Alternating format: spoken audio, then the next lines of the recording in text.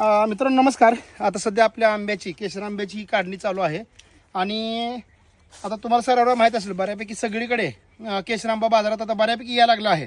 पण तो कोणता येतोय तो तुम्हाला जर माहीत नसेल तर नक्की मी तुम्हाला ते सांगू इच्छितो आहे.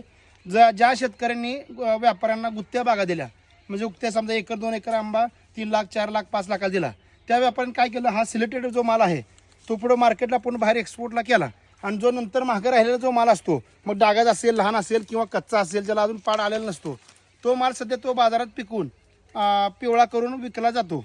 आणि हाच माल सध्या आता बाजारात सर्वत्र आहे. आणि आपण जो माल विकतो, आता आपण डायरेक्ट आपल्या बागेतून खाणाऱ्याच्या घरापर्यंत आपण माल विकतो आणि हा माल तोडत असताना आपण पूर्ण एक्सपोर्ट क्वालिटीचा जो असतो तसा सिलेक्टेड माल आपण काढतो आणि तो नैसर्गिक पद्धतीने पिकवतो आणि आपण मग देतो. आता गेले 2 वर्ष झाला आपण बाहेर पण आपण आंबा विकतो. बरेच जणांचे फोन आले, आता जे व्हिडिओ बघतील त्यांना पण लक्षात येत असेल की त्यांनी फोन केला असेल.